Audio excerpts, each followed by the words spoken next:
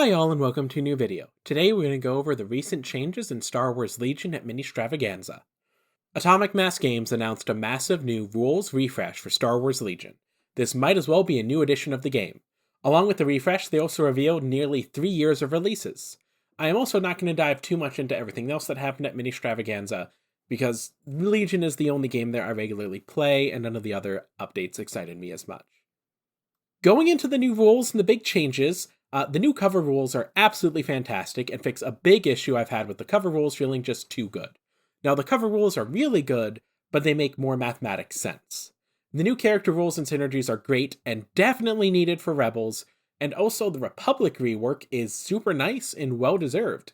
I appreciate the fact that they understand that the way the Republic plays is not the best. In my opinion, it wasn't even the most fun. If you play it the way the keywords intended, I didn't enjoy it. So I really appreciate both those factions getting a well-deserved rework. The intention to move away from gun lines is also welcome, although time will tell if these updates actually do anything about that. The new missions have solid deployment zones. Scoring starting turn 2 and actually mattering now is really good, and I think a welcome turn away. Old Legion scoring was very frustrating to me, because unless you had very specific decks, you were really only scoring 1 or 2 VP for the entire game, depending on if you lost the bid, won the bin, etc.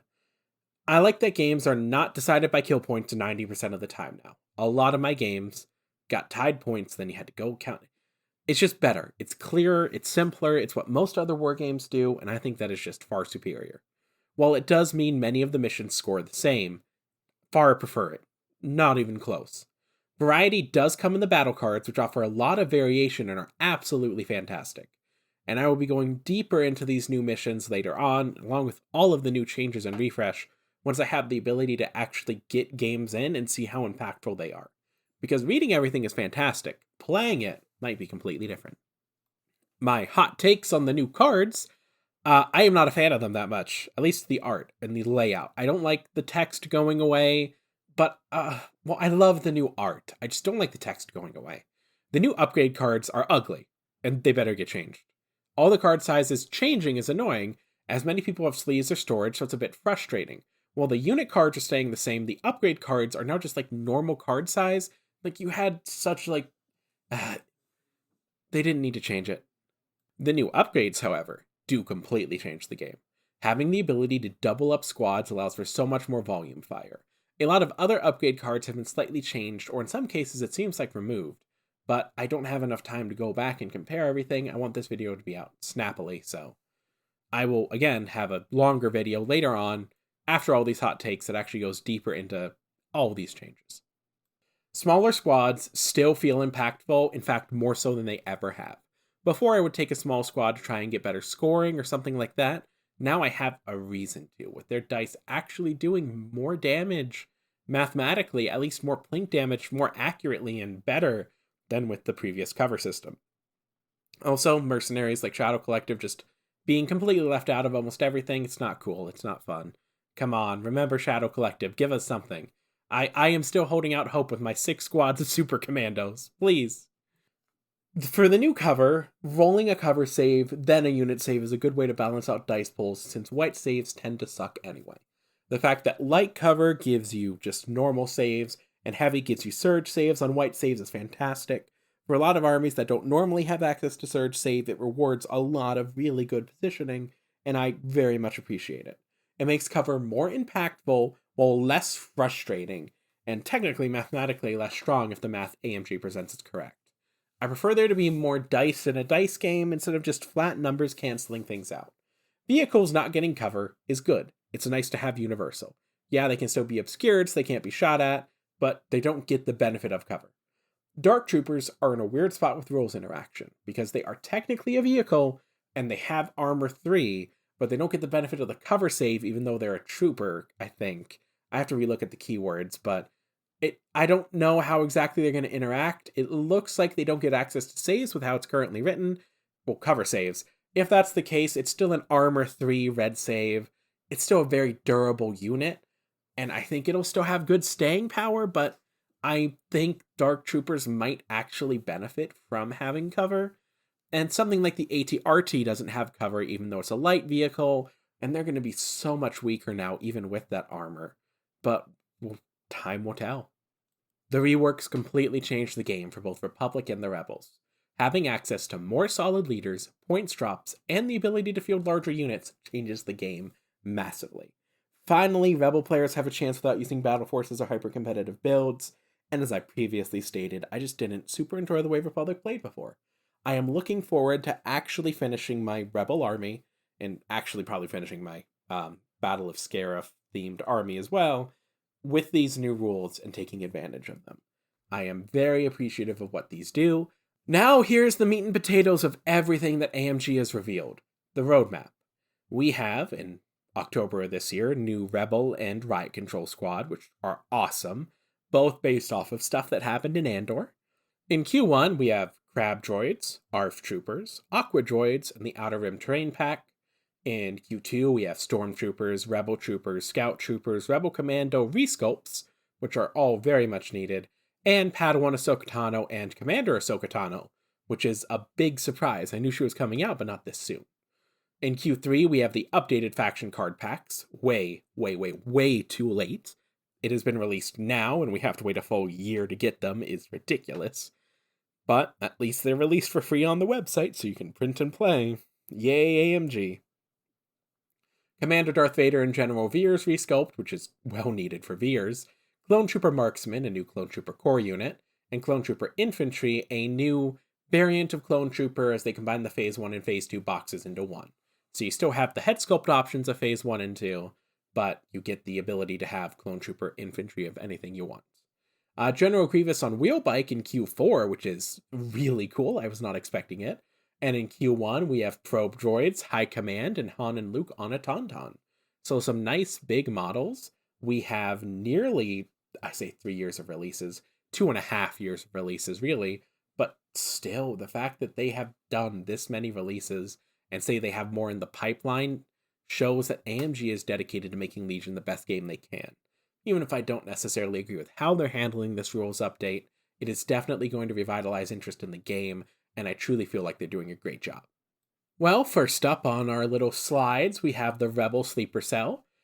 Pretty solid Rebel unit, especially since it's a specialist and not a core, which Rebels have a lot of, but having it not compete for a core slot with the new core rules is pretty good. We have 2 solid upgrades. Their white save, surges to hit, surges to defend. The det packs are great. The blaster pistols are good. The blaster pistol melee profile is surprisingly good for Rebels. In general, this does have a nice slot as a close range, hard-hitting, fast-moving Rebel unit. Next up is the Riot Control Squad. A nice charge move, a hold the line unit, which is really cool rule, actually I absolutely love it, and red saves with no surges, because you only get surges when you hold the line. I absolutely love how this looks. I love that you can add in sentry droids. I love that you can add in a marksman. This is an amazing core squad, and I am definitely building some of these to go along with my shore troopers. In fact, I might try and get some extra shore trooper heads to put on top of them. Next up, we have the LM-432 Crab Droids, because you have to go crazy. They have Armor 2, Climbing Vehicle, Programmed, Reposition, Scale, Scout, and Scouting Party. Pretty solid upgrades. And this is where the new cards are ugly. I hate the way they look now.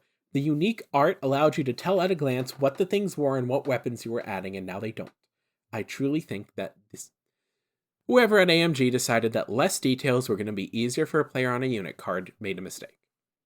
And now we have no rules to be revealed with anything. We have the Aqua Droids. They look fantastic. They look so good. I absolutely love them. I couldn't find a spot in stream where they said what type of unit they would be, but still, absolutely solid unit. Next up, we have the ARF Troopers. It comes with a Jedi, which is awesome. An ARF Jedi can be built with a single, double, dual slaver. Pretty solid. Absolutely love it.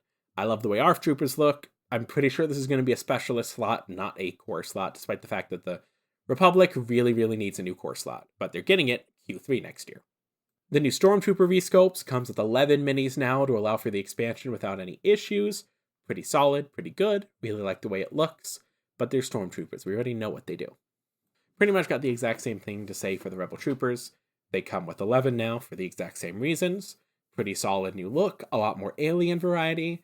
I think these would mesh very well with the current sculpts. In fact, I think both of them working together would be great to add variety.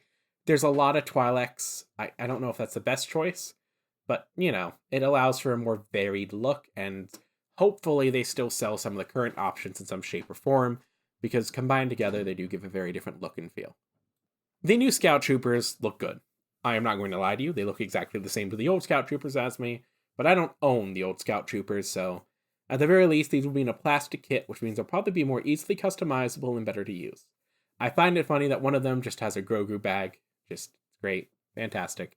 But again, we know what these do. It's just cool to see a cool resculpt. Same thing with Rebel Commandos. We know what they do. Quite a lot of Twi'leks. I think having majority Twi'lek is a little weird. I kind of prefer having just more alien variety. If we're really going with 3 to 4 Twi'lek, Duros and Amon Call per box, and just a little weird to me. The balance is off. I don't know why, but the more I look at this, the more it weirds me out.